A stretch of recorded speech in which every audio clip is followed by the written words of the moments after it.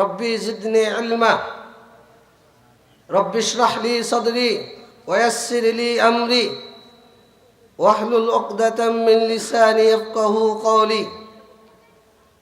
আল্লাহর কাছে আমরা দোয়া চাই যে আল্লাহ তুমি আমাদের এলেমে বারাকা দান করো, এলেম বৃদ্ধি করে দাও, আমাদেরকে বুঝার তৌফিক দান করো, আমল করার জন্য সহজ করে দাও। আমরা যে বিষয়ে আলোচনা করব মানার চেষ্টা করব তো কারা কারা মানবা হাত তুলি তো দেখি। আল্লাহ তুমি এই হাতগুলোকে কবুল করো, আমিন।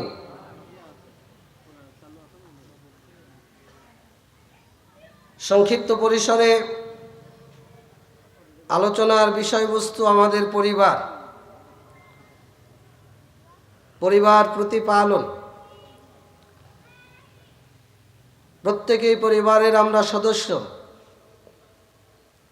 কেউ পিতা, কেউ মাতা, কেউ সন্তান। আপনি আপনার পরিবারকে কিভাবে মূল্যায়ন করছেন, কিভাবে মূল্যায়ন করা উচিত? আপনার সন্তান এবং সম্পদকে আপনি কিভাবে প্রতিপালন করছেন, করার চেষ্টা করছেন? আল্লাহ রাব্বুল আলামিন সন্তান এবং সম্পদ এটাকে ফিতনা বলে উল্লেখ করেছেন। এটা পরীক্ষা। যারা এই ফিতনায় কৃতকার্য হবে তারা সফল, যারা এই ফিতনায় পতিত হবে, অকৃতকার্য হবে, তারা ক্ষতিগ্রস্ত। এই জন্য আল্লাহ রাব্বুল আলামিন আপনাকে আমাকে ডাক দিয়ে বলছেন, ইয়া আইয়ুহাল্লাযীনা আমানু লা তুলহিকুম আমওয়ালুকুম ওয়ালা আওলাদুকুম আন যিকরিল্লাহ ওয়া মান ইয়াফআল যালিকা ফাউলাইকা হুমুল খাসিরুন। ওহে যারা ঈমানদার, আল্লাহ ঈমানদারদেরকে ডাক দিয়ে বলছেন, হে ঈমানদারগণ, তোমাদের সম্পদ এবং সন্তান তোমাদেরকে যেন আল্লাহর জিকির থেকে গাফিল না করে। ওয়া ইয়াফআল যালিকা, যে ব্যক্তি এমনটা করবে, সম্পদ এবং সন্তানের কারণে আল্লাহর জিকির থেকে গাফিল থাকবে, ইসলাম থেকে অমনোযোগী থাকবে, দিন থেকে বিমুখ থাকবে, ফাউলাইকা হুমুল খাসিরুন। আল্লাহ বলছেন তারা ক্ষতিগ্রস্তশীলদের দলভুক্ত হবে। মনে রাখতে হবে, আপনার সম্পদ বলতে আপনার চাকরি, আপনার ব্যবসা, আপনার কর্মকার, আপনার কৃষিকাজ, আপনি যে পেশায় নিয়োজিত, আপনার সম্পদ অর্জনের জন্য এবং আপনার পরিবার, সন্তান সন্ততি, এই সম্পদ এবং সন্তান আপনাকে আমাকে আল্লাহর নিকটবর্তী করে দেবে না, করে দেওয়ার কোনো মাধ্যমও নয়। সূরা সাবা ৩৭ নম্বর আয়াত। আল্লাহ রাব্বুল আলামিন বলেন, ওমা আমওয়ালুকুম ওয়ালা আওলাদুকুম বিল্লাতি তুকাররিবুনা ইনদাকুম যুলফা তুকাররিবুকুম ইনদানা যুলফা। তোমাদের সম্পদ এবং সন্তান এমন কোনো বিষয় নয় যে তোমাদেরকে আমাদের নিকটবর্তী করে দেবে, তবে ইল্লা মান আমানা ওয়া আমিলা সালিহান ফাউলাইকা লাহুম জাযাউয যিফি বিমা আমিলু। তোমাদের ঈমান এবং আমল তোমাদেরকে আমাদের নিকটবর্তী করে দেওয়ার অন্যতম মাধ্যম। আর যারা এমনটা করবে, ঈমানকে মজবুত করবে, আমলকে মজবুত করবে, আল্লাহ রাব্বুল আলামিন তাদের আমলের কারণে তাদের প্রতিদান বহু গুণে বৃদ্ধি করে দেবেন। অহুম ফিল গুরুফাতি আমিনুন, এবং তারা জান্নাতে প্রাসাদের মধ্যে নিরাপদে অবস্থান করবে। যেহেতু পরিবার আপনার সাথে আমার সাথে পুরোপুরি সম্পৃক্ত, আমাদের জীবনের একটা অংশ, একটা পার্ট, পরিবারের সাথে আপনাকে লেগে থাকতেই হবে। আমরা পরিবারের একটা মৌলিক অংশ। এজন্য আল্লাহ রাব্বুল আলামিন আপনাকে আমাকে ডাক দিয়ে বলছেন, সূরা তাহরিম 6 নম্বর আয়াত, ইয়া আইয়ুহাল্লাযীনা আমানু কু আনফুসাকুম ওয়া আহলিকুম নারা ওয়াকুদুহান নাস ওয়াল হিজারা। ও হে যারা ঈমানদার, যারা আল্লাহর প্রতি বিশ্বাস আমরা রাখি, আল্লাহ তাদেরকে ডাক দিয়ে বলছেন, কু আনফুসাকুম ওয়া আহলিকুম নারা, তুমি নিজে বাঁচো, তোমার পরিবারকে জাহান্নামের আগুন থেকে বাঁচাও। তুমি নিজে বাঁচো, তোমার পরিবারকে জাহান্নামের আগুন থেকে বাঁচাও। ওয়াকুদুহান নাস ওয়াল হিজারা, মানুষ এবং পাথর হবে জাহান্নামের ইন্ধন। আল্লাহ রাব্বুল আলামিন আপনাকে দিয়ে, আপনার পরিবারকে দিয়ে, মানুষকে দিয়ে, পাথরকে দিয়ে আল্লাহ জাহান্নামের আগুনকে প্রজ্বলন করবেন। জাহান্নামের আগুনকে আল্লাহ রাব্বুল আলামিন প্রজ্বলিত করবেন মানুষ এবং পাথরকে দিয়ে, আপনাকে দিয়ে, আপনার পরিবারকে দিয়ে, আমাকে দিয়ে, আমার পরিবারকে দিয়ে।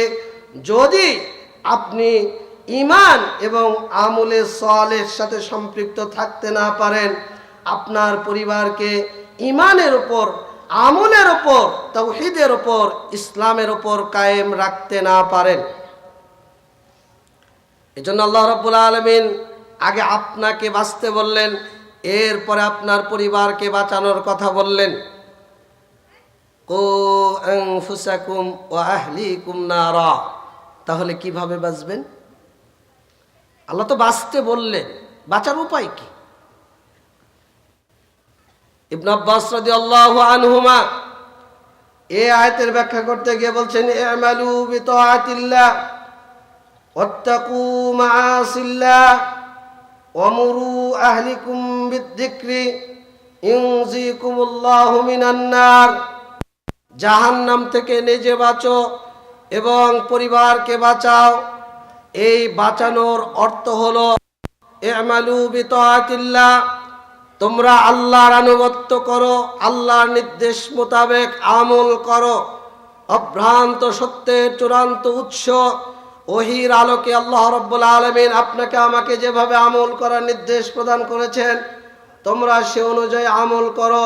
ওয়াত্তাকু মাআসিল্লাহ, আল্লাহ রাব্বুল আলামিন এই অভ্রান্ত সত্যের চূড়ান্ত উৎস ওহীর মাধ্যমে আপনাকে আমাকে যা জানিয়ে দিয়েছেন, যে কাজ করলে মাসিয়াত হয়, আল্লাহর অবাধ্যচারণ করা হয়, আল্লাহর অবাধ্য হওয়া বুঝায়, সেগুলো কাজকে তোমরা ভয় করো, সেগুলো কাজ থেকে তোমরা বিরত থাকো। অমরু আহলিকুম বিদ্যিকরি, পরিবারকে জিকিরের নির্দেশ প্রদান করো। কোরআনের নির্দেশ দাও, সালাতের নির্দেশ দাও, সিয়ামের নির্দেশ দাও, তেলাওয়াতের নির্দেশ দাও, ইসলামের বিধান প্রতিপালন, বাস্তবায়ন, কায়েম করার নির্দেশ প্রদান করো। ইউনজিকুমুল্লাহু মিনান নার, আল্লাহ রাব্বুল আলামিন তোমাদেরকে জাহান্নাম থেকে মুক্ত করে দেবেন। কাতাদা রাহিমাহুল্লাহ তিনি এর সাথে যুক্ত করেছেন, এই কথাগুলো বলার পর তিনি বলছেন, ওয়া'আদাবুহুম, তোমরা পরিবারকে আদব শিক্ষা দান করো, তাদিব শিখাও। মুজাহিদ রাহিমাহুল্লাহ তিনি বলছেন, তোমরা নিজেকে, নিজের পরিবারকে তাকওয়ার ওসিয়ত করো। ফাইদা রাআ মাসিয়াতান, পরিবারের মধ্যে যদি কোনো মাসিয়াত দেখো, আল্লাহর অবাধ্যচারণ কোনো কর্মকাণ্ড পরিলক্ষিত হয়, তাহলে তুমি ধমক প্রদান করো এবং প্রতিরোধ গড়ে তোলো। তাহলেই তোমরা তোমাকে এবং পরিবারকে জাহান্নামের আগুন থেকে বাঁচাতে পারবে। মনে রাখতে হবে, আল্লাহ রাব্বুল আলামিন বলছেন, ওয়া ইন তাউদ্দু নি'মাতাল্লাহি লা তুহসুহা, যদি তোমরা আল্লাহর নিয়ামত গণনা করতে চাও, গণনা করে শেষ করতে পারবে না। আল্লাহর নিয়ামত আমরা কি গণনা করে শেষ করতে পারবো? যে জমিনে বসে আছেন এই জমিনের মালিক কে? যে আসমানের নিচে আছেন এই আসমানের মালিক কে? যে জীবন ধারণ করছেন এই জীবনের মালিক কে? যে জীবিকা অর্জন করছেন এই জীবিকার মালিক কে? যে চোখ দিয়ে দেখি, যে কান দিয়ে শুনি, যে মুখ দিয়ে কথা বলি, যে হাত দিয়ে কাজ করি, যে পা দিয়ে চলি, যে সুন্দর গঠন অবয়ব আল্লাহ রাব্বুল আলামিন তৈরি করেছেন, এই জীবনের মালিক কে? আল্লাহ। ওয়া ইন তাউদ্দু নি'মাতাল্লাহ লা তুহসুহা। আল্লাহ বলছেন আল্লাহর নিয়ামত যদি তোমরা গণনা করতে চাও তোমরা শেষ করতে পারবে না। আল্লাহর নিয়ামতের শুকরিয়া আদায় করার অর্থ কি? আমি কেন বললাম যে আপনাদের কি কষ্ট হচ্ছে? লা ইন শাকারতুম লা আযীদান্নাকুম ওয়া লা ইন কাফারতুম ইন আযাবি লাশাদীদ। আল্লাহ বলছেন যদি শুকরিয়া আদায় করো বৃদ্ধি করে দেব। শুকরিয়া আদায়ের অর্থ হলো, বৃদ্ধি হওয়ার অর্থ কি?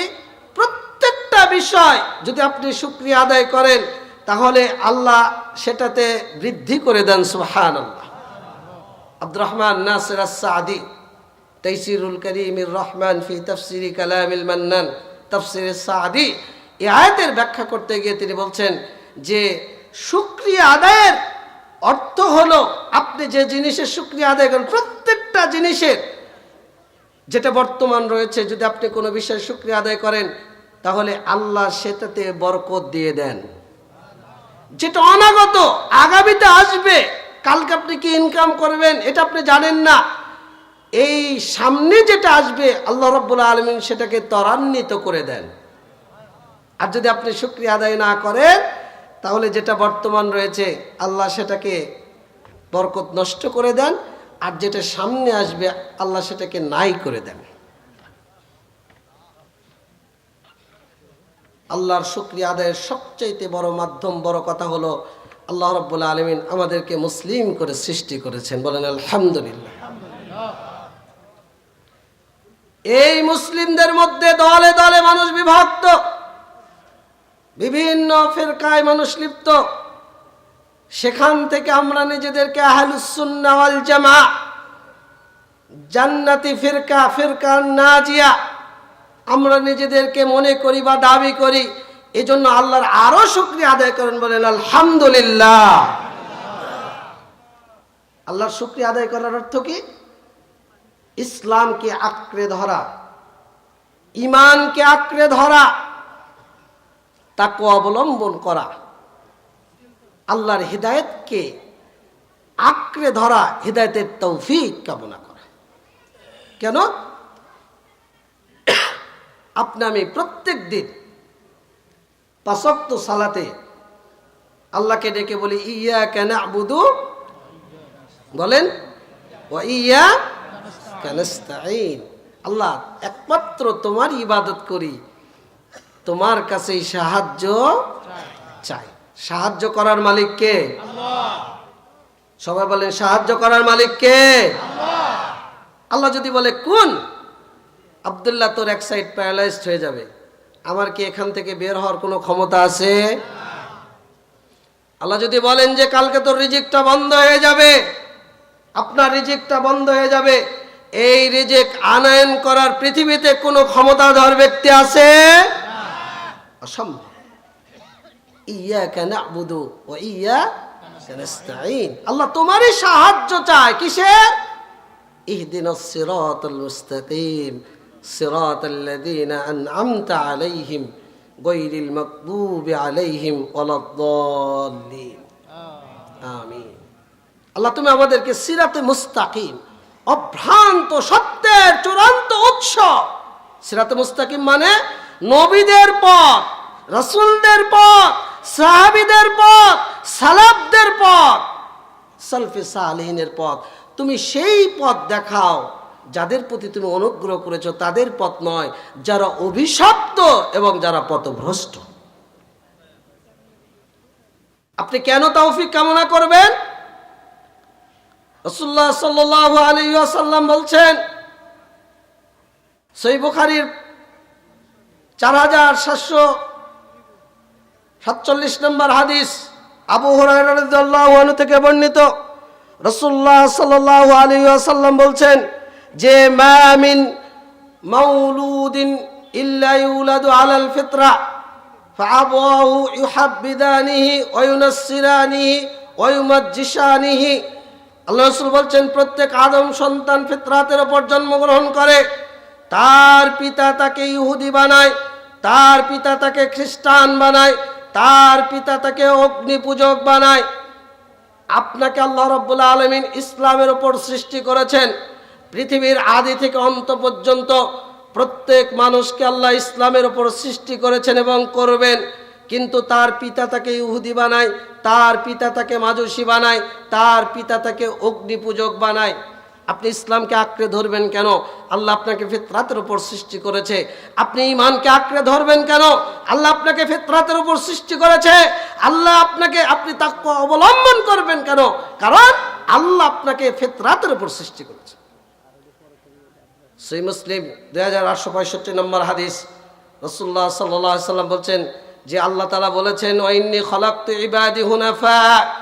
আল্লাহ রাব্বুল আলামিন বলছেন, আমি আমার বান্দাদেরকে একনিষ্ঠ তাওহীদের উপর সৃষ্টি করেছি, কিন্তু শয়তান তাদের নিকটবর্তী হয়েছে এবং তাদেরকে দিন থেকে বের করে নিয়ে চলে গেছে।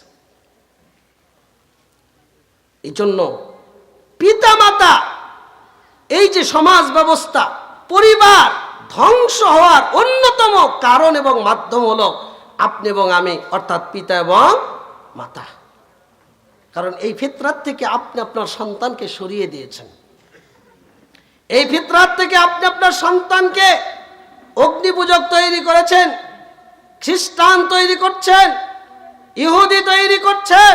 কিভাবে? মনে করেন আপনি আপনার সন্তানের ফিতরাত কিভাবে পরিবর্তন করে দিচ্ছেন। আপনাকে জাস্ট বোঝায়, আপনি সালাত পড়েন না, কি পড়েন না? সালাত পড়েন না, বা আপনি বিড়িখোর, বিড়ি খান। আপনার সন্তান 2 বছর বয়স, 3 বছর বয়স, ওই সন্তান জানে না যে বিড়ি হালাল না হারাম। ও কি জানে? আপনারা পিছনে যারা আছেন বলেন তো, ও কি জানে? আপনি সন্তানের সামনেই খাচ্ছেন। সন্তান 3 বছর, 5 বছর, 7 বছর, 10 বছর, সন্তান কিশোর গ্যাংদের সাথে মিলিত হয়ে দেখবেন যে সন্তানও বিড়িখোর তৈরি হচ্ছে। ঠিক না বে ঠিক? আপনি সালাত আদায়কারী, এই যে আজকের আলোচক, উনি মনে করেন 5 ওয়াক্ত সালাত আদায় করে, বাড়িতে ওনার স্ত্রী পড়ে, ওনার একজন সূত্র সন্তান রয়েছে কলিজার টুকরা, প্রত্যেক দিন দেখে আমার বাবা এবং মা সালাত পড়ে, আল্লাহকে ডাকে, সিজদা দেয়। একদিন ঘাড়ে উঠছে, একদিন পিঠে উঠছে, একদিন 2 পায়ের উপর দাঁড়িয়ে যাচ্ছে, একদিন ও দেখতে দেখতে আপনার মতো ও সিজদায় পড়ে যাচ্ছে। ফাআবওয়াহু ইউহাব্বিদানিহি ইউনাসসিরানিহি ওয়া ইউমাজ্জিসানিহি। পিতামাতা ইহুদি বানাচ্ছে, খ্রিস্টান বানাচ্ছে, অগ্নিপূজক বানাচ্ছে, বিড়িখোর বানাচ্ছে, বেনামাজি তৈরি করছে, নেশাখোর তৈরি করছে। এটা আপনি দায়ী। এই জন্য ইবনুল কাইয়িম রাহিমাহুল্লাহ বলছেন, পৃথিবীতে যত ফিতনা রয়েছে সবচাইতে বড় ফিতনা হলো সন্তানের দিন বিমুখতা, দিন থেকে বের হয়ে যাওয়া। আর এর একমাত্র কারণ হলো পিতা, পিতা এবং পিতা, এরপরে মাতা।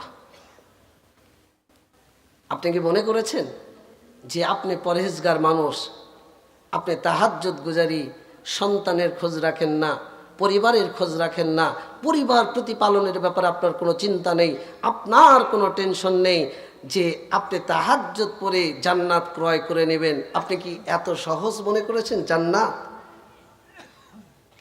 সহিহ বুখারীর 5188 নম্বর হাদিস, রাসূলুল্লাহ সাল্লাল্লাহু আলাইহি সাল্লাম বলছেন, আলা কুল্লুকুম রাইন ওয়া কুল্লুকুম মাসউলুন। প্রত্যেকে দায়িত্বশীল, স্ব দায়িত্ব সম্পর্কে জিজ্ঞাসিত হতে হবে। আর-রাজুলু রাইন আলা আহলিহি। একজন পুরুষ তার পরিবারের দায়িত্বশীল, একজন ইমাম রাষ্ট্রের দায়িত্বশীল। ওয়াল মারাতু রায়াতুন আলা বাইতি যাওজিহা। একজন মা স্বামীর অনুপস্থিতিতে, তার স্বামীর অনুপস্থিতিতে পরিবারের দায়িত্বশীল। ওয়াহিয়া মাসউলাতুন। তিনিও তার দায়িত্বের ব্যাপারে আল্লাহর কাছে জিজ্ঞাসিত হবেন।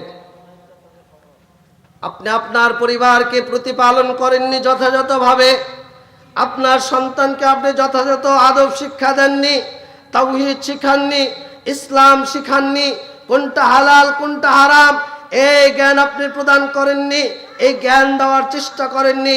আপনার সন্তান দিন থেকে বের হয়ে বেদিন হয়ে তার জীবনকে পরিচালিত করছে। সে নেশাখোর হয়েছে, সে বিড়িখোর হয়েছে, সে জিনাখোর হয়েছে, সে ধর্ষক হয়েছে, সে চাঁদাবাজ হয়েছে, চাঁদাবাজি করে তার জীবনটা চলে। সে ধর্মের অপব্যাখ্যাকারী হয়েছে, ধর্ম অপব্যাখ্যা করে জীবনটাকে পরিচালনা করে। আপনি কি মনে করেছেন যে বাপ হয়ে আপনি তাহাজ্জুদ পড়ে জান্নাত ক্রয় করবেন? অসম্ভব।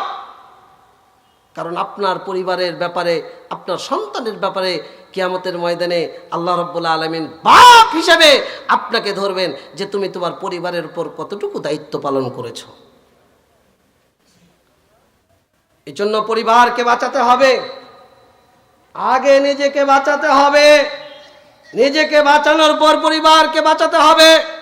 এজন্য যারা পরিবারের অভিভাবক রয়েছেন, আজকে এই দারুস সুন্নাহ সালাফিয়া মাদ্রাসার উদ্যোগে এই জালসাতে যারা এসেছেন, মা এবং পিতা যারা রয়েছেন, তাদের উদ্দেশ্য আগে আপনাকে সংশোধন হতে হবে। কদ আফলাহা মান তাযাক্কা, সফল ওই ব্যক্তি যে নিজেকে পরিশুদ্ধ করলো। পরিশুদ্ধ করার অর্থ কি? সমস্ত জাহিলিয়াত, অপকর্ম, অশ্লীলতা, বেহাপনা, শিরক, বিদআত, তাগুত, ফিসক, অপরাধ, এগুলো থেকে নিজেকে পরিশুদ্ধ করা, এটার নাম হলো তাযাক্কা। যদি নিজে পরিশুদ্ধ না হন, আপনি সালাত পড়েন না, আপনার সন্তানকে যদি বলেন বাবা সালাত পড়ো, ও সালাত পড়বে? বলেন তো পড়বে? আপনি যদি নিজে জাহান্নাম থেকে বাঁচার চেষ্টা না করেন আর আপনার সন্তানকে বলেন যে জাহান্নাম থেকে বাঁচতে হবে, তাহলে কি সে মানবে? এজন্য আপনাকে আগে পরহেজগার হতে হবে, নিজেকে সংশোধন করতে হবে। 2, সন্তানের জন্য দোয়া করতে হবে। এটা নবী রাসূলদের আদব। নবী রাসূলগণ নিজেদের পাশাপাশি পরিবারের জন্য, সন্তানের জন্য দোয়া চেয়েছেন। চলে যান ইব্রাহিম আলাইহিস সালাম, রব্বি হাবলি মিনাস সালিহিন, সূরা সাফফাত। আল্লাহ রাব্বুল আলামিনকে ডেকে বললেন আল্লাহ আমাকে নেক সন্তান দাও। জাকারিয়া আলাইহিস সালাম বৃদ্ধ মানুষ, সে তার স্ত্রী বন্ধা, তিনিও বৃদ্ধ।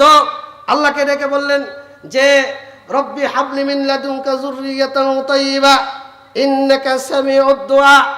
তিনি তার নেক সন্তান, পরহেজগার সন্তানের জন্য আল্লাহর কাছে দোয়া করলেন। চলে যান ইব্রাহিম আলাইহিস সালামের কাছে।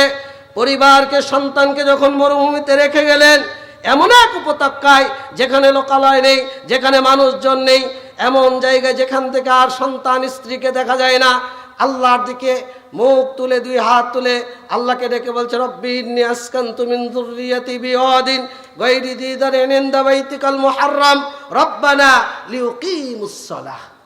আল্লাহকে ডেকে বলছেন আল্লাহ এমন এক মরুভূমিতে রেখে আসলাম আমার পরিবার, স্ত্রী পরিজনকে, যেখানে কোনো লোকালয় নেই, খাবারের ব্যবস্থা নেই।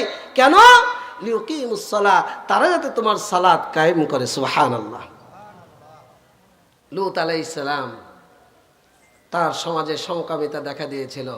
আল্লাহকে ডেকে বললেন আল্লাহ গো, তুমি আমাকে এবং আমার পরিবারকে এই অপরাধ জগৎ থেকে, এই ভয়াবহতা থেকে, এই ফায়সা কর্ম থেকে তুমি আমাকে, আমার পরিবারকে মুক্তি দাও। আল্লাহকে মুক্তি দিয়েছিলেন। তাহলে আপনার দ্বিতীয় দায়িত্ব হলো আপনার সন্তানের জন্য, আপনার পরিবারের জন্য আল্লাহর কাছে কাঁদা, আল্লাহকে ডাকা। 3, হালাল রুজি ভক্ষণ করা। নিজেকে সংশোধন করলেন, আল্লাহর কাছে পরিবারের জন্য চাইলেন, কিন্তু আপনার রুজি যদি হালাল না হয় দোয়া কবুল হবে? দোয়া কবুল হবে না।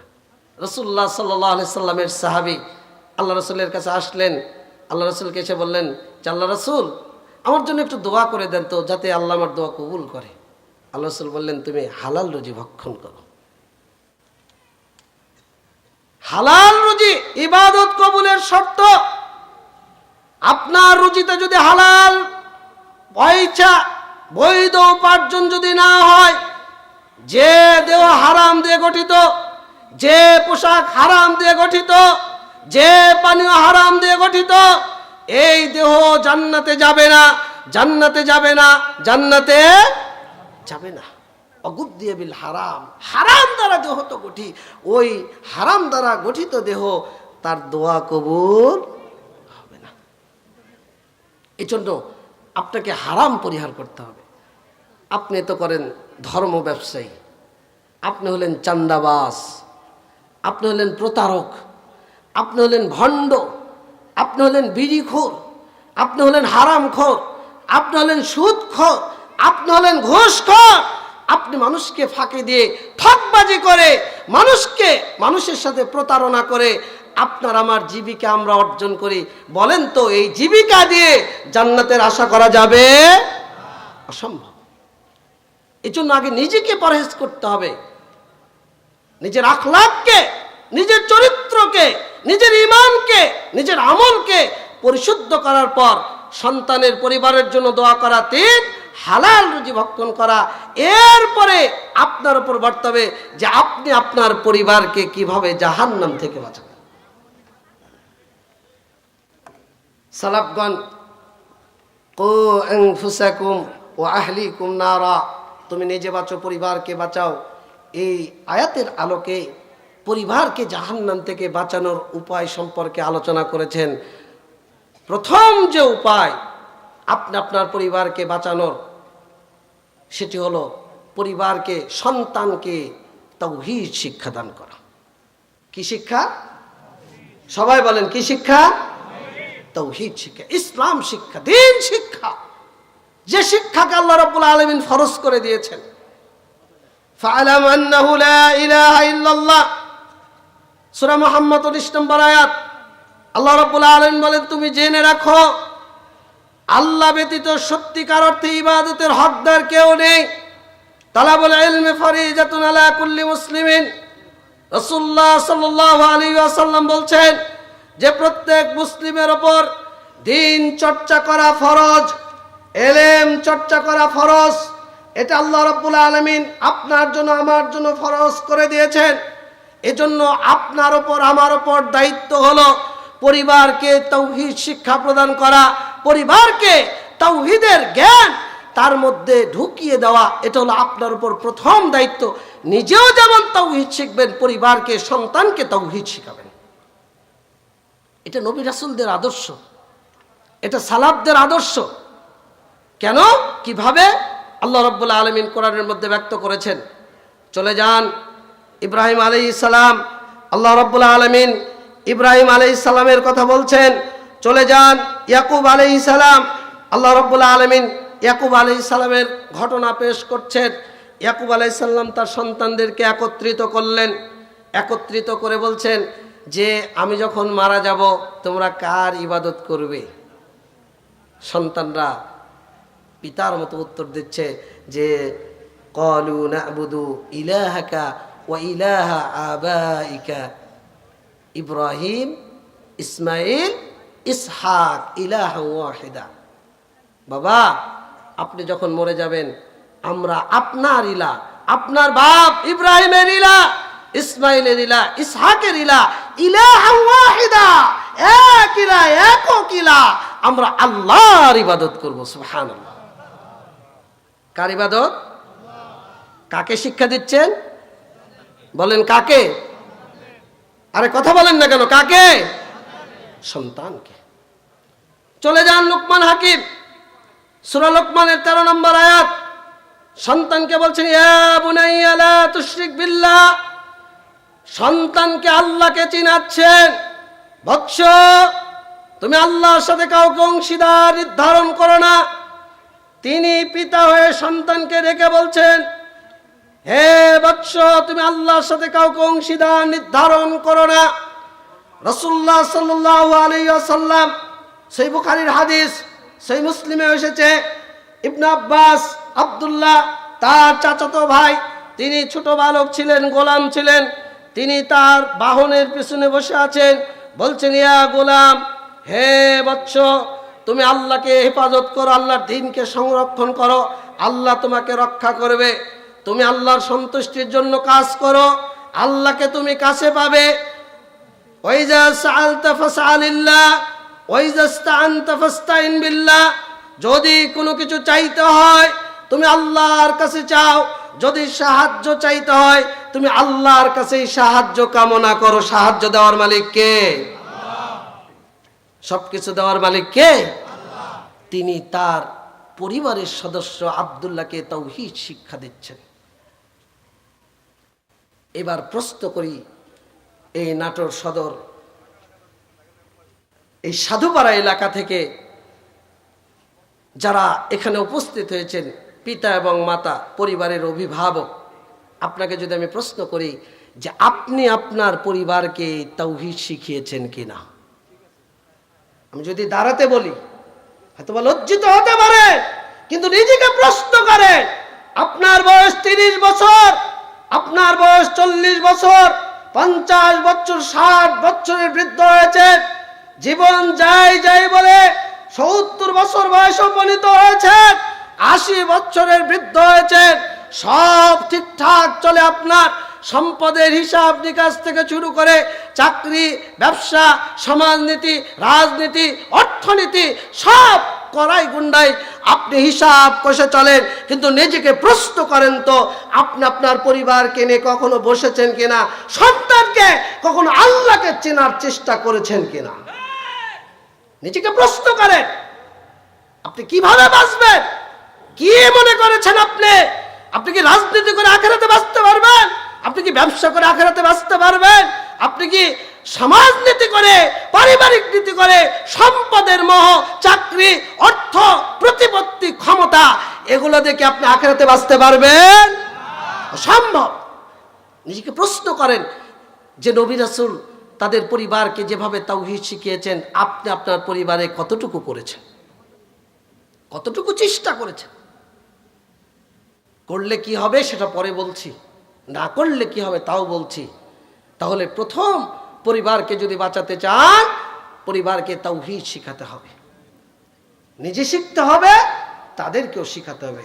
2, ফরজ বিষয়গুলো বাধ্যতামূলক করে দেওয়া। যে কোনো ফরজ বিষয় আল্লাহ রাব্বুল আলামিন আপনার জন্য, আমার জন্য যা ফরজ করে দিয়েছেন, প্রত্যেকটা বিষয় আপনাকে নিজের ওপর এবং পরিবারের উপর বাধ্যবাধকতা আনয়ন করতে হবে। আল্লাহ রাব্বুল আলামিন নবী রাসূল তাদের পরিবারে কিভাবে করেছিলেন সেই বর্ণনা পেশ করছে। তিনি তো আদেশ করেছেন, এরপরে নবী রাসূলগণ কি করেছেন? আল্লাহ রাব্বুল আলামিন সূরা মারিয়াম উল্লেখ করেছেন 55-56 নম্বর আয়াত, উযকুরু ফিল কিতাবি ইসমাঈল, তোমরা ইসমাঈলের কথা স্মরণ করো, তিনি নবী হিসেবে ছিলেন সিদ্দিক, সত্যবাদী। ওয়া কানা ইয়া'মুরু আহলাহু বিস-সালাতি ওয়াস-যাকাত, তিনি তার পরিবারের উপর সালাত, যাকাত এগুলো বাধ্যবাধকতা করে দিতেন। আল্লাহ রাব্বুল আলামিন নবী মুহাম্মদ সাল্লাল্লাহু আলাইহি সাল্লামের সম্পর্কে বলছেন সূরা তাহা 132 নম্বর আয়াত, আমরু আহলাকা বিস-সালাহ ওয়াসতাবির আলাইহা, হে মুহাম্মদ সাল্লাল্লাহু আলাইহি ওয়াসাল্লাম, আপনি আপনার পরিবারকে সালাতের নির্দেশ প্রদান করুন এবং সেটার উপর কায়েম থাকুন, অবিচল থাকুন, সুদৃঢ়ভাবে সালাতের উপর আপনি উপস্থিত, আপনি কায়েম জারি থাকুন। নিজে তো থাকবেন, পরিবারকে সালাতের জন্য বাধ্য করুন। আল্লাহ রাব্বুল আলামিন নবী সাল্লাল্লাহু আলাইহি সাল্লামকে নির্দেশ দিচ্ছেন সূরা আহজাব 59 নম্বর আয়াত, যে ওয়াকু ইয়া আইয়ুহান নাবিয়্যু কুল লিআজওয়াজিকা ওয়া বানাতিকা ওয়া নিসাইল মুমিনিন, হে নবী, আপনি আপনার স্ত্রীদেরকে, আপনার কন্যাদেরকে, মুমিনদের স্ত্রীদেরকে আপনি বলে দিন, নির্দেশ জারি করে দিন, তারা যেন যখন বাড়ি থেকে বের হবে, তারা যেন তাদের চাদর দিয়ে তাদের চেহারাটাকে ঢেকে ফেলে, পর্দা সহকারে তারা যেন বাড়ি থেকে বের হয়। ওয়ালা তাবাররাজনা তাবাররুজাল জাহিলিয়াতিল উলা, তারা যেন বেহায়া, বেলজ্জা, বেশরমা ওই পতিতালয়ের সদস্যরা যেভাবে জাহেলি সমাজে ন্যাংটা হয়ে, উলঙ্গ হয়ে পরিবার থেকে রাস্তাঘাটে, মার্কেটে, বাজারে তারা বের হতো, আপনার স্ত্রীরা, আপনার কন্যারা, মুমিনদের স্ত্রীরা, তারা যেন বেপর্দাহীন ভাবে তারা বাড়ি থেকে বের না হয়। আপনার স্ত্রী তো পেট বের করে পরপুরুষকে দেখায়, আপনার মেয়ে তো চুল এলোমেলো করে, বক্ষকে উন্মুক্ত করে, বেপর্দাহীন, বেলাল্লাপানা, নোংরা হয়ে পতিতাদের নির্দেশনা মোতাবেক তাদের আদর্শ অনুকরণ করে নিজে তো জেনা করে আরো হাজার হাজার লাখো লাখো যুবককে জেনা করতে বাধ্য করে। আপনি তো দায়ুস। ও জান্নাতে যাবে না যে পরিবারে অশ্লীলতা বিরাজ করার সুযোগ দেয়। রাসূল সাল্লাল্লাহু আলাইহি সাল্লাম বলছেন, ও দায়ুস, ও জান্নাতে যাবে না, ও জান্নাতে যাবে না, ও জান্নাতে যাবে না। এখন আপনি চিন্তা করেন, আপনি আপনার পরিবারে ফরজ বিষয়গুলো বাধ্যতামূলক করে দিয়েছেন কিনা। যদি আপনার স্ত্রী সালাত না পড়ে, ওকে নাসিহা করুন, উপদেশ দিন, ওকে বলুন 1 দিন 2 দিন 5 দিন 10 দিন যদি আপনি সালাতকে বাধ্যতামূলক করে দিতে না পারেন, তাহলে তালাকনামা দিয়ে ওকে বাড়ি থেকে বের করে ওর বাপের বাড়িতে পাঠিয়ে দিন।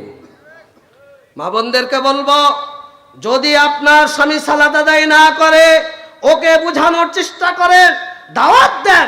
1 দিন 2 দিন 5 দিন 10 দিন 1 মাস যদি আপনি বুঝাতে ব্যর্থ হন, সে যদি আল্লাহর এই বিধানকে প্রত্যাখ্যান করে, অস্বীকার করে, যে ব্যক্তি সালাতকে অস্বীকার করে, এ মুসলিম থাকতে পারে। তালাক দিয়ে বাপের বাড়ি চলে যান। আপনার সন্তানের বয়স হয়েছে 7 বছর, রাসূল সাল্লাল্লাহু আলাইহি সাল্লাম বলছেন, মুরু আওলাদাকুম বিস-সালাহ ওয়া হুম আবনাউ 7 সিনিন। তোমরা তোমাদের সন্তানদেরকে সালাতের নির্দেশ দাও যখন ওদের বয়স 7 বছর। যখন 10 বছর হবে, ওয়াজরিবুহুম, তখন তাদেরকে প্রহার করো। 7 থেকে 10 পর্যন্ত ওকে খালি বলতেই থাকেন সালাত সালাত সালাত। 3 বছর ওর কানে বাজাতেই হবে সালাত সালাত সালাত। জোহরের সময় সালাত, আসরের সময় সালাত, মাগরিবে সালাত, ইশায় সালাত, ফজরে সালাত। 7 থেকে 10 পর্যন্ত ওকে ওর কানে 24 ঘন্টায় 5 ওয়াক্ত সালাতে বাজাতে হবে সালাত সালাত। এটা হলো ট্রেনিং। 10 বছর যেদিন পরিণত হবে, 10 বছরে যেদিন পদার্পণ করবে, ওই সন্তান সালাত বাধ্যতামূলক। যদি সালাত না পড়ে, লাঠি হাতে নেন, ওকে পেটিয়ে ওর ছাল তুলে দেন, ওর পাছার চামড়া লাল করে দিতে হবে, কোনো অপশন নেই। কিন্তু আপনার সন্তান সালাত পড়ে কিনা, আপনি বাধ্য করেছেন কিনা, আপনারই খায়, আপনার টাকায় চলে, আপনার ইনকামে চলে, আপনার টাকায় বাইক নিয়ে ঘোরে, আপনার টাকায় গার্লফ্রেন্ড নিয়ে চলাচল করে, আপনার টাকায় বিশ্ববিদ্যালয়ে পড়ে, আপনার টাকায় ও চাকরি করে, আপনার টাকায় বিয়ে করেছে, আপনার টাকায় সংসার করে। সব কিছুর দায়িত্ব আপনি নিয়েছেন, কিন্তু আল্লাহর ইবাদত বাস্তবায়ন করতে হবে, এই দায়িত্ব আপনি নেন নাই। তাহলে নিজেকে কিভাবে বাঁচাবেন? নিজেকে প্রশ্ন করেন।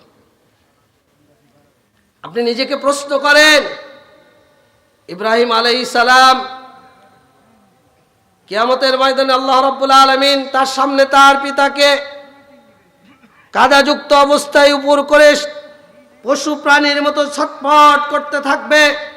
ইব্রাহিম আলাইহিস সালাম এই দৃশ্য দেখবেন, সহ্য করতে পারবেন না। আল্লাহকে ডেকে বলবেন, আল্লাহ, তুমি আমার সাথে ওয়াদা করেছো কিয়ামতের ময়দানে তুমি আমাকে লাঞ্ছিত করবে না, অপমানিত করবে না। এর চাইতে বড় অপমানের কি বিষয় হতে পারে?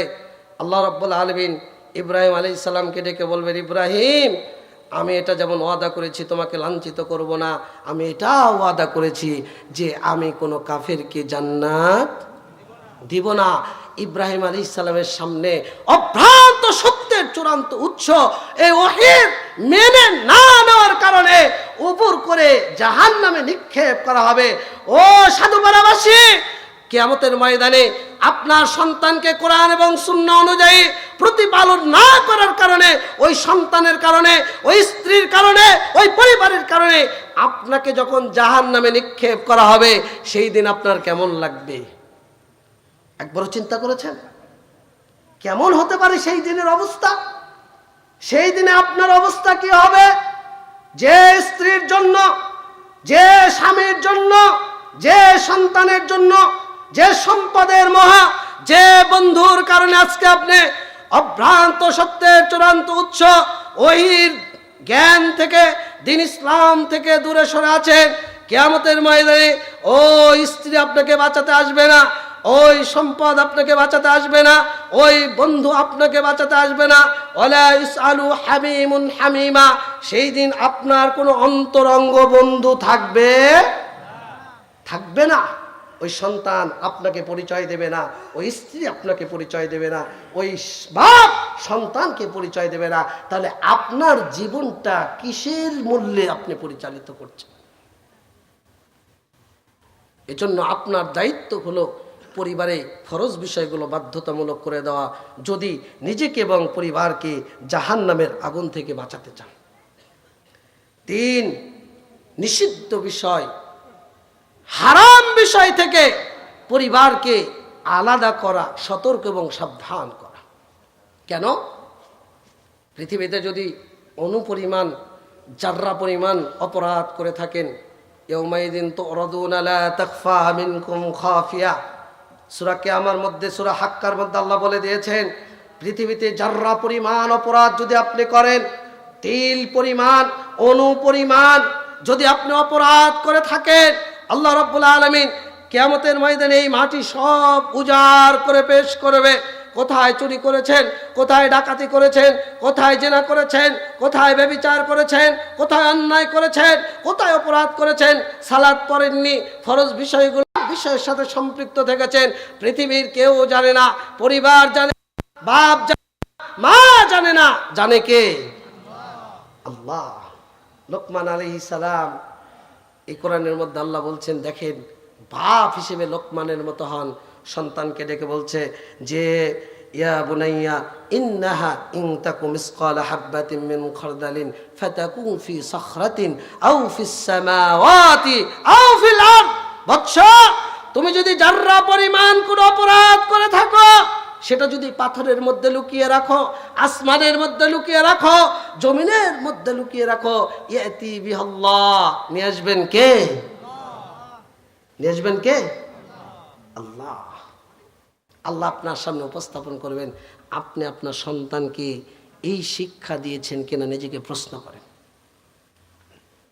আপনার সন্তানকে পাশে ডেকে কোনোদিন বলেছেন কিনা যে, ইয়া বুনাইয়া, হে বৎস, সন্তান শোনো, বিড়ি, সিগারেট, আলাপাতা, জর্দা, ইয়াবা সব কিছু হারাম। মাসকারা কাসিরুহু ফাকালিলুহু হারামুন, যার অধিক হারাম তার অল্প পরিমাণও হারাম। কুল্লু মুস্কিরিন খামরুন ওয়া কুল্লু খামরিন হারামুন, প্রত্যেক নিষেধার দ্রব্য খামার, প্রত্যেক খামার হলো হারাম। আপনি আপনার সন্তানকে এই শিক্ষা দিয়েছেন কিনা? সন্তানকে সতর্ক করেছেন কিনা? সন্তানকে কখনো বলেছেন কিনা যে, বৎস শোনো, মুদমিনুল খামার, নিষেধার দ্রব্য পানকারী, ও জান্নাতে যাবে না, ও জান্নাতে যাবে না, ও জান্নাতে যাবে না। আপনি তো নিজেই বিড়িখোর, নিজেই তো আপনি নেশাখোর, তো সন্তানকে কিভাবে আপনি বারণ করবেন? সন্তানকে কখনো কি বলেছেন জেনা ব্যভিচার হালাল না হারাম? সবাই বলেন হালাল না হারাম? হারাম সত্যি, কিন্তু আপনি তো বাড়িতে জেনার কারখানা তৈরি করে রেখেছেন। কিভাবে বোঝাবো? বাড়িতে এলইডি আছে? এলইডি আছে? আচ্ছা, এলইডি আছে। রাসূল সাল্লাল্লাহু আলাইহি সাল্লাম বলছেন, পুরুষের আওরাত হলো নাভির উপর থেকে হাঁটুর নিচ পর্যন্ত, এটা হলো পুরুষের আওরাত। কোনো পুরুষের আওরাতের দিকে তাকাবে না খারাপ দৃষ্টিতে। নারীর আওরাত হলো মাথার চাঁদি থেকে পায়ের তালু পর্যন্ত, কোনো নারীর আওরাতের দিকে তাকাবে না। আপনি এলইডিতে স্টার বাংলা, জি বাংলা, জি সিনেমা, বাংলাদেশের নায়ক নায়িকা, গায়ক গায়িকা, ওই পতিতালয়ের 5 পিস, এরপরে 4 পিস, এরপরে 3 পিস, এরপরে 2 পিস, এরপরে 1 পিস, কবে শুনবো যে 9 পিস? আপনি যে 2 পিস 3 পিসের ওই নাটক পতিতাদের গান বাজনা নিয়ে স্ত্রী, পরিবার, পরিজন সেগুলো দিয়ে দেখছেন, বলেন তো আপনার তাকওয়া বৃদ্ধি পাচ্ছে? তাহলে পরিবারটা কি জেনার কারখানা না? কারখানা না? ওয়ালা তাকরাবুজ জিনা মা যাহারা মিনহা ওয়া মা বাতানা। আল্লাহ বলেন জিনার নিকটবর্তী হয় না, প্রকাশ্য হোক অপ্রকাশ্য হোক। আজকে আপনার সন্তান জিনাখোর, জিনাকারী, ধর্ষকে রূপান্তরিত হচ্ছে। আজকে আপনার সন্তান আপনার কারণে বিড়িখোর, নিশাখোর, মাদকখোর তৈরি হচ্ছে। এটা আপনারই কারণে, আমারই কারণে, আপনারই কারণে।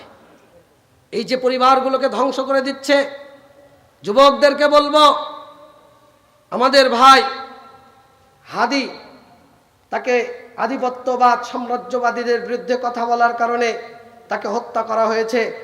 আল্লাহ তার ভুল ত্রুটিগুলো ক্ষমা করুন, তাকে জান্নাতের, তার কবরকে জান্নাতের সুউচ্চ মাকাম হিসেবে দান করুন, তাকে জান্নাতের সুউচ্চ মাকাম দান করুন, তার কবরকে জান্নাতের টুকরায় পরিণত করুন। আজকে আধিপত্যের বিরুদ্ধে যুব সমাজ তাদের সংগ্রাম চালিয়ে যাচ্ছে, আধিপত্যের বিরুদ্ধে, সাম্রাজ্যবাদের বিরুদ্ধে কথা বলছে।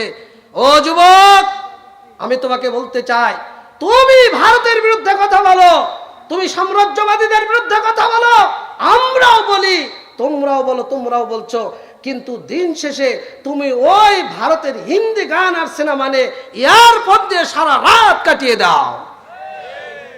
যদি আধিপত্যবাদের বিরুদ্ধে তোমাকে জাগ্রত হতে হয়, যদি সাম্রাজ্যবাদীদের বিরুদ্ধে কথা বলতে হয়, তাহলে বাংলাদেশের যুব সমাজ, নারী, পরিবার, সমাজ ব্যবস্থাকে যে ইন্ডিয়ার চ্যানেলগুলো ধ্বংস করছে, তোমার আগে এর বিরুদ্ধে প্রতিবাদ করা দরকার ছিল।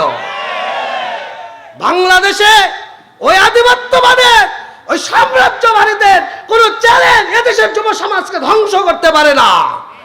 এই যুবকদেরকে তাদের কণ্ঠকে উঁচু করতে হবে এই চ্যানেলগুলোর বিরুদ্ধে। তোমরা খেলা পছন্দ করো, একজন খেলোয়াড়কে ইন্ডিয়ার আইপিএল থেকে বাদ দিয়েছে, এই জন্য তোমরা আইপিএল এর সম্প্রচার বন্ধ করছো। ও সরকার বাহাদুর, তোমাকে বলতে চাই, এক খেলোয়াড়ের কারণে যদি তুমি আইপিএল এর সম্প্রচার বন্ধ করো, আমরা খেলার পক্ষে বলছি না, কিন্তু এই স্টার জলসা জি বাংলা ইন্ডিয়ার এই চ্যানেলদের কারণে আমাদের লক্ষ লক্ষ যুবতীদের তাদের সতীত্বের সর্বনাশ ঘটেছে। তুমি এর বিরুদ্ধে কথা বলো না, তোমাকে কথা বলতে হবে। কোন আধিপত্যবাদের, সাম্রাজ্যবাদীদের চ্যানেল বাংলার মাটিতে 91% মুসলমানের দেশে চলতে পারে, অথচ আমরা নিজেকে মুসলিম দাবি করি। আল্লাহ বলছেন ওয়ালা তাকরাবুজ জিনা, তুমি জিনার নিকটবর্তী হও না, কিন্তু 24 ঘন্টা জিনার সাথে আমার আপনার সম্পৃক্ততা। পরিবারকে সতর্ক করতে হবে, সাবধান করতে হবে, যেগুলো হারাম বিষয়, ভয়ঙ্কর বিষয়, যার পরিণাম ভয়াবহ, নেশা, জেনা, মাদক, অপরাধ, বিভিন্ন অপকর্ম, গীবত, তহমত, বিভিন্ন হত্যা, রাহাজানি, চাঁদাবাজি, লুটতরাজ, ধর্মের অপব্যাখ্যা, সমস্ত যত হারাম বিষয় রয়েছে, নিজে তো বিরত থাকতে হবে, পরিবারকে সতর্ক করতে হবে, বারবার তাদেরকে বোঝানোর চেষ্টা করতে হবে, যদি নিজেকে এবং পরিবারকে জাহান্নাম থেকে বাঁচাতে চান। 4, পারিবারিক ভাবে আপনাকে আদব শিক্ষা দিতে হবে। কি শিক্ষা? কি শিক্ষা? আদব শিক্ষা দিতে হবে। মুআয রাদিয়াল্লাহু আনহু, রাসূলুল্লাহ সাল্লাল্লাহু আলাইহি সাল্লাম, মুসনাদে আহমদ 22,128 নম্বর হাদিস, আল্লাহ রাসূল তাকে নাসিহা করলেন, উপদেশ দিলেন, লম্বা 10টি উপদেশ দিয়েছিলেন। শেষ যে উপদেশ দিলেন, রাসূল সাল্লাল্লাহু আলাইহি সাল্লাম বলছেন ওয়ালা তারফা আনহুম আসাকা আদাবান, মুআয, তুমি তোমার পরিবার থেকে আদবের লাঠিটি উঠিয়ে নিও। কিসের লাঠি? কিসের লাঠি? আদবের লাঠি। ওই যে একজন লাঠি দেখালো, লাঠিটা তোলেন, মুরব্বী লাঠিটা তোলেন। এই যে লাঠিটা দেখেন, আগামীকাল যাদের বাঁশের বাগান আছে, মোটা একটা কঞ্চিয়া বা পাকা বাঁশ কাটবেন, 3 হাত বা 2.5 হাত একটা লাঠি অথবা কাঠের লাঠি বানিয়ে নেবেন, বাড়িতে গিয়ে বউয়ের হাতে দেবেন, বাড়ির উঠান দরজায় ঝুলিয়ে রাখবেন। বউকে বলবেন প্রতিদিন একটু তেল মালিশ করবে। বউকে আর সন্তানকে বোঝাবেন, যদি বেয়াদব তৈরি হোস, আদবহীন হোস, কোরআন সুন্নাহর বিরুদ্ধে তোদের জীবন আচার, চলাচল, কার্যক্রম, কথাবার্তা চলে, তাহলে এই আদবের লাঠিটা তোদের জন্য। আমি আপনাকে বলছি না বউকে পিটানো শুরু করেন, এটা নবীর নির্দেশ। ওয়ালা তারফা আনহুম আসাকা আদাবান, তুমি তোমার পরিবার থেকে আদবের লাঠিটা উঠিয়ে নিও না। বাংলার মাটি থেকে যেই দিন থেকে আদবের লাঠিটা উঠিয়ে গেছে, সেই দিন থেকে আপনার সন্তান নষ্ট হয়ে গেছে। ও শিক্ষকের কলার ধরতে লজ্জাবোধ করে না, ও বিড়ি খেয়ে মুখের ধোঁয়াটা মুরব্বির সামনে ফেলতে লজ্জাবোধ করে না। সালাম তো দূরের কথা, সালাম তো দূরের কথা। আপনি নিজেকেই প্রশ্ন করেন তো, আপনি আপনার সন্তানকে কখনো ধরে বলেছেন কিনা যে বাবা, যখন তুমি বাড়ি থেকে বের হবে, যাকেই দেখবে, পরিচিত হোক, অপরিচিত হোক, ছোট হোক, বড় হোক তুমি সালাম দেবে। নিজেকে প্রশ্ন করেন তো আপনি আদব শিখিয়েছেন কিনা। আদব শিক্ষা কাকে বলে দেখেন, আমর ইবনে আবু সালামা রাসূল সাল্লাল্লাহু আলাইহি সাল্লামের বাড়িতে গোলাম ছিলেন। আল্লাহ রাসূল খেতে বসেছেন, আল্লাহ রাসূল খাবার খাচ্ছেন। আমর ইবনে আবু সালামা এসে খাবারের মধ্যে হাতটা ঢুকিয়ে দিলেন। রাসূল সাল্লাল্লাহু আলাইহি সাল্লাম হাতটা চেপে ধরলেন, চেপে ধরে বলছেন, ইয়া গোলাম, হে বৎস, সাম্মিল্লাহ, তুমি খাওয়ার শুরুতে বিসমিল্লাহ বলো। অকুল বিয়ামিনিক, তুমি খাবারের ডান অংশ থেকে নিচের অংশ থেকে তুমি খাদ্য গ্রহণ করো। কেন? যদি আপনি খাবারে বিসমিল্লাহ বলেন তাহলে ওই খাবারে শয়তান অংশগ্রহণ করতে পারে। আপনি চিন্তা করেন তো আপনার সন্তানকে এই শিক্ষা দিয়েছেন কিনা। যখন বাথরুমে ঢুকতে হয় বিসমিল্লাহ আল্লাহুম্মা ইন্নী আউযু বিকা মিনাল খুবুসি ওয়াল খাবাইস, কেউ যদি এই দোয়া পড়ে ঢোকে তাহলে বাথরুমের শয়তানদের আশ্রয়স্থল। শয়তান তার লজ্জাস্থান থেকে আল্লাহ রাব্বুল আলামিন পর্দা দিয়ে দেন, শয়তান তার লজ্জাস্থান দেখতে পারে না, তার ক্ষতিও করতে পারে না। যখন বের হতে হয় গুফরানাকা দোয়া পড়ে পড়তে বের হতে হয়। যখন বাড়ি থেকে বের হবেন বিসমিল্লাহি তাওয়াক্কালতু আলাল্লাহি লা হাওলা ওয়ালা কুওয়াতা ইল্লা বিল্লাহ। রাসূল সাল্লাল্লাহু আলাইহি সাল্লাম বলছেন, কেউ যদি এই দোয়া পড়ে বাড়ি থেকে বের হয় তাহলে আল্লাহ তাকে নিরাপত্তা দান করেন। খাওয়া শেষ করে কেউ যদি বলে আলহামদুলিল্লাহিল্লাযী আত'আমানি হাদা ওয়া রাযাকানিহি মিন গায়রি হাওলি মিন্নি ওয়ালা কুওয়া, আল্লাহ রাসূল বলছেন কেউ যদি খাবার শেষে এই দোয়াটা পড়ে তাহলে তার জীবনের সগীরা গুনাহকে আল্লাহ ক্ষমা করে দেন। আপনি নিজেকে প্রশ্ন করেন তো যে আপনি আপনার সন্তানকে এই আদবগুলো শিক্ষা দিয়েছেন কিনা। আপনি কার উপর ভরসা করেন? আপনি কিসের উপর ভরসা করেন? সন্তানকে আপনি ইঞ্জিনিয়ার বানাবেন বলে স্কুলে দিয়েছেন, ডাক্তার বানাবেন বলে আপনি স্কুলে দিয়েছেন, বিসিএস ক্যাডার বানাবেন বলে স্কুলে দিয়েছেন। আপনাকে আমি বলে যাচ্ছি, ওই ইঞ্জিনিয়ার সন্তান আপনাকে জাহান্নাম থেকে বাঁচাতে পারবে না, ওই ডাক্তার সন্তান আপনাকে জাহান্নাম থেকে বাঁচাতে পারবে না, ওই বিসিএস ক্যাডার সন্তান আপনাকে জাহান্নাম থেকে বাঁচাতে পারবে না যদি আপনি আপনার সন্তানকে নৈতিক শিক্ষা দান না করেন। নৈতিক শিক্ষা দিলে কি হবে? আপনার সন্তানকে তাওহীদ শিখিয়েছেন, কোরআন শিখিয়েছেন, আল্লাহ রাব্বুল আলামিন কিয়ামতের ময়দানে ওই সন্তানকে আলোকিত করবে, মর্যাদার পোশাক পরাবে, মুকুট পরাবে, ডান হাতে মুলকিয়াত, বাম হাতে স্থায়িত্ব প্রদান করবে। ওই সন্তান আল্লাহকে বলবে যে ওই যে আমার পিতা এবং মাতা, আল্লাহ তুমি আমার পিতামাতাকে মর্যাদার পোশাক পরাও। পিতামাতাকে মর্যাদার পোশাক পরানো হবে, পিতামাতা আশ্চর্য হয়ে যাবে, আল্লাহকে বলবে যে এত মর্যাদার পোশাক পরানো হচ্ছে কেন? তখন আল্লাহর পক্ষ থেকে বলা হবে বিআখদি ওয়ালাদিকুমুল কোরআন, তুমি তোমার সন্তানকে কোরআন শিক্ষা দিয়েছিলে, এই জন্য তোমাদেরকে এত মর্যাদা দান করা হলো। তাহলে আপনার চিন্তাটা কি? এজন্য আপনাদেরকে বলবো যে পরিবার গঠনের প্রতি মনোযোগী হন, পরিবারকে প্রতিপালনের ব্যাপারে মনোযোগী হন। যদি পরিবার গঠন করতে না পারেন তাহলে আমাদের বাঁচার কোনো পথ থাকবে না। আপনাকে 3টা পরিবারের উদাহরণ দিই, আজকের আলোচনা আমি শেষ করব। আপনার 3টা পরিবারের মতো সাহাবীদের 3টা পরিবারের উদাহরণ দেই। যদি আপনি অসহায় পরিবার হন, ইসলামকে মেনে নেন, আপনি সুমাইয়ার পরিবারের অংশগ্রহণ হন, সুমাইয়া পরিবারের আদর্শ গ্রহণ করুন। তারা ছিল দাস পরিবার, কিন্তু যখন ইসলামের দাওয়াত তাদের নিকট চলে গিয়েছে, তারা এক মুহূর্তের জন্য তারা কি করেনি? অপেক্ষা করেনি। ইসলামকে মেনে নেওয়ার কারণে, ঈমান আনার কারণে নির্যাতিত হয়েছে, নিষ্পেষিত হয়েছে, নিহত হয়েছে, সুমাইয়াকে শহীদ করা হয়েছে। আপনি যদি সম্ভ্রান্ত পরিবারের সন্তান হন তাহলে মুসআবের মতো হন, আপনাকে মুসআবের মতো হতে হবে। আপনি যদি সম্পদশালী হন তাহলে আবু দাহদার মতো হন। আবু দাহদা রাদিয়াল্লাহু আনহু এমন একজন ব্যক্তি ছিলেন, মুসনাদ আহমদের হাদিস, রাসূলুল্লাহ সাল্লাল্লাহু আলাইহি সাল্লামের সাহাবীদের মধ্যে রাসূল সাল্লাল্লাহু আলাইহি সাল্লামের যুগে একটা ইতিম বালক ছিল। ইতিম বালকের খেজুরের বাগান ছিল। খেজুরের বাগানে তিনি প্রাচীর দেবেন, একটা খেজুরের গাছ বেঁধে গেল। বন্ধু আসো এখানে বসো, আসো এখানে আসো। একটা খেজুরের গাছ কি হলো? বেঁধে গেল।